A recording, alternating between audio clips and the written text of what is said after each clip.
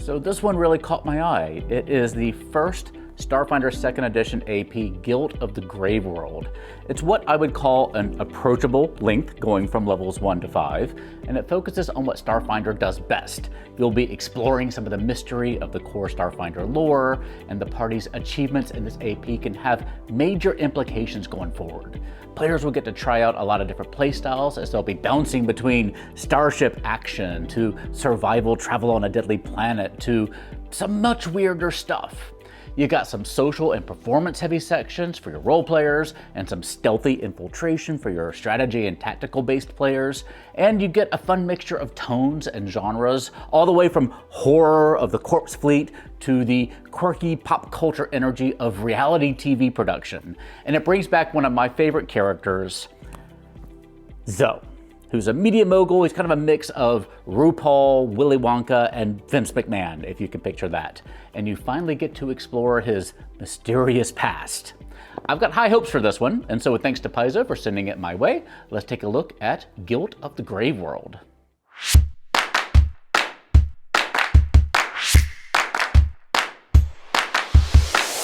Enhance and improve your 5e games today with Hit Point Press.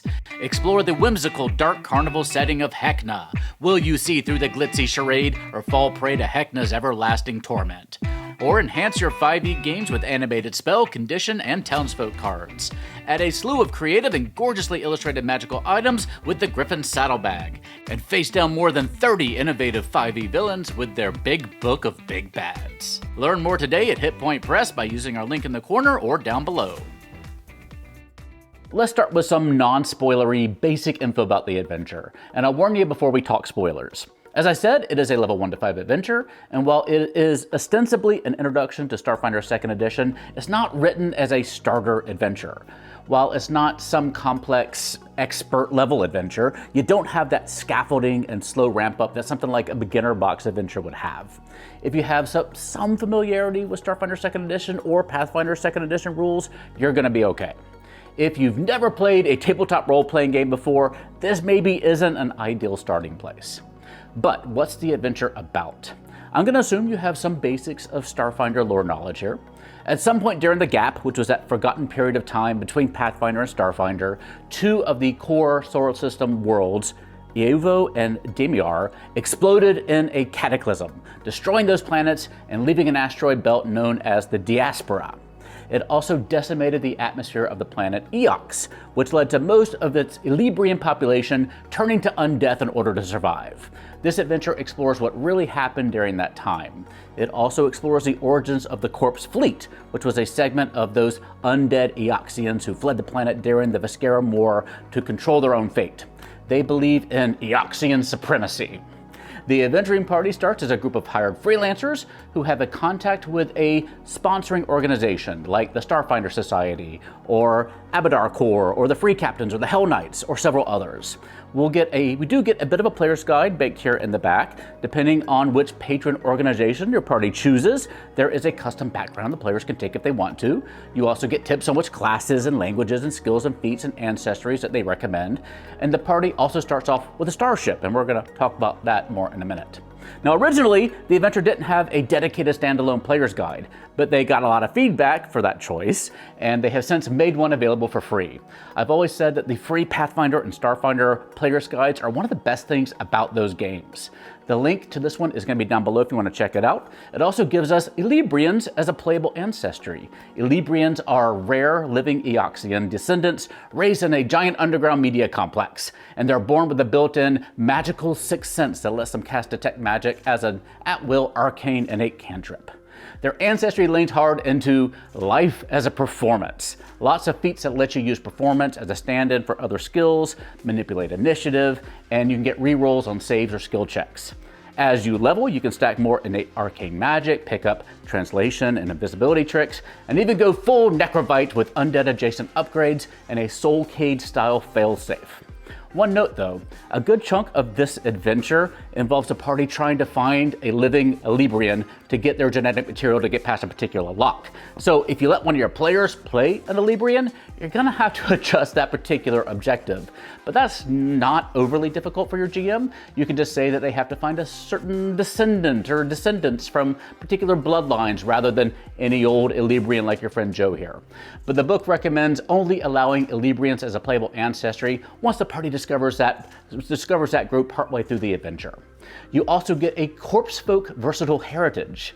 Obviously, the most fun way to implement this at your table is to up the challenge a little bit when they get to the planet Eox until one of them dies, and then let them come back as a corpse folk versatile heritage that's placed on top of their previous character.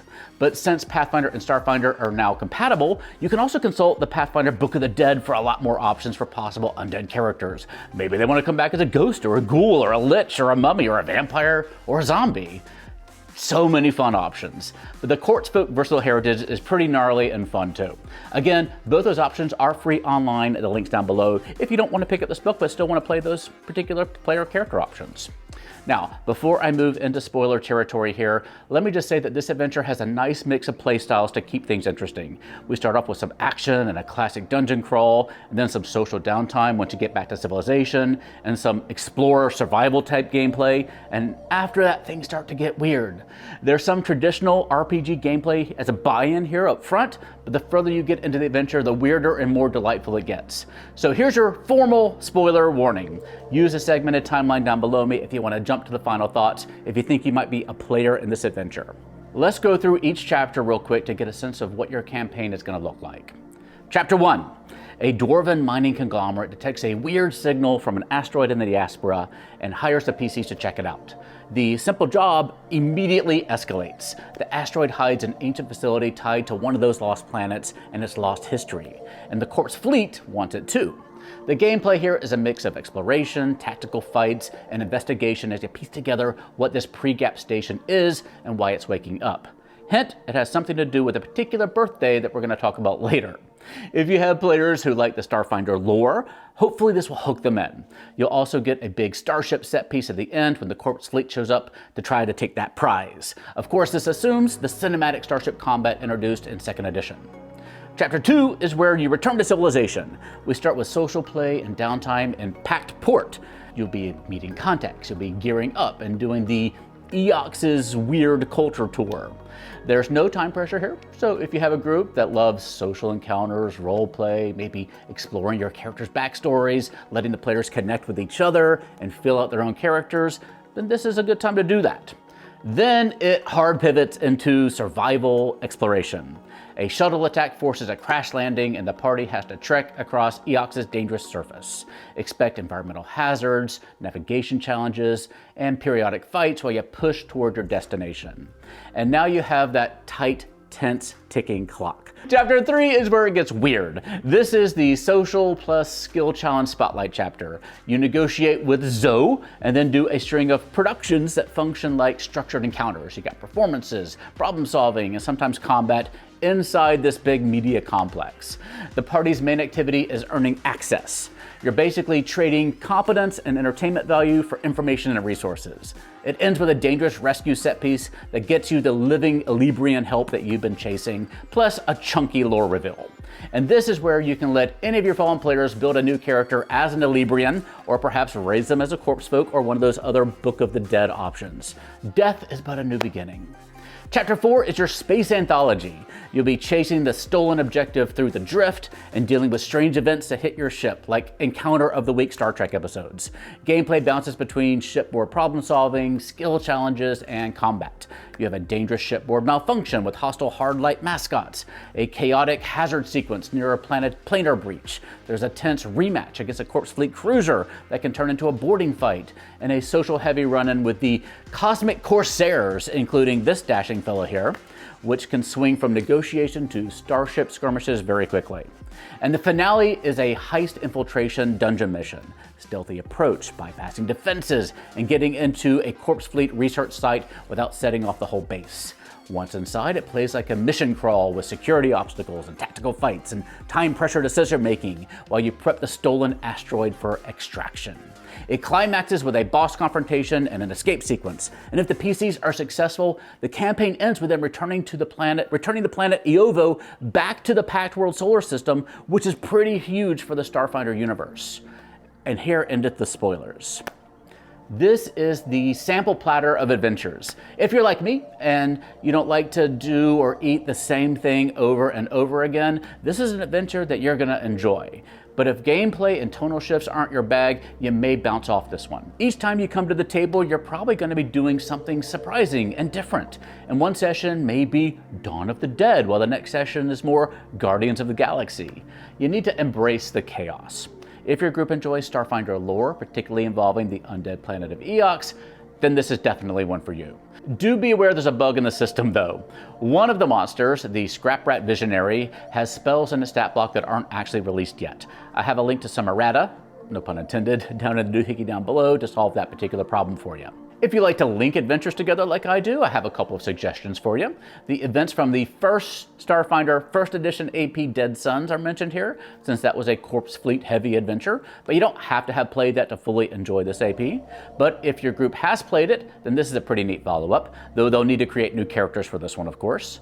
The playtest adventure, Cosmic Birthday here, features an event that kicks off this particular adventure. So if you played this one, this is a nice follow-up. Though again, you'll need new characters as this one ends at level 4 while this one starts at level 1. Now this adventure also assumes that you have a starship. You can always create one at your table ahead of time, which is always fun, but the adventure assumes that you're coming in with a particular ship, apparently the Starfinder iconic ship, the Nova Rush. That ship was featured in the free RPG Day adventure Battle for Nova Rush, in which the players are being held prisoner by the Corpse Fleet and have the opportunity to steal the Nova Rush along with its chipper virtual intelligence named Concierge. With the Nova Rush being the iconic ship, I assume any AP featuring a ship going forward might assume that you have the Nova Rush, so that particular little story might be a good lead-in to Guilt of the Grave World or any adventure. It's really short. You can get it in softcover at Paizo.com for about $5. Apparently the new Paizo website doesn't currently support downloading free PDFs, though I'm sure that they're gonna fix that pretty soon, but I'm told that Starfinder Nexus has it for free if you do wanna check it out. Sidebar, would you be interested in a Starfinder Nexus video? Are you curious about what that site has to offer? Let me know down below. But yeah, I really dig this one. I like the variety of play, I like the lore implications, I love that we get to spend time with Zoe, who was one of the highlights of Starfinder Society Season 1 Scoured Stars. You also get a little gazetteer of Eox, which is just a delightfully weird place. I would play this adventure akin to Beetlejuice in that kind of tone.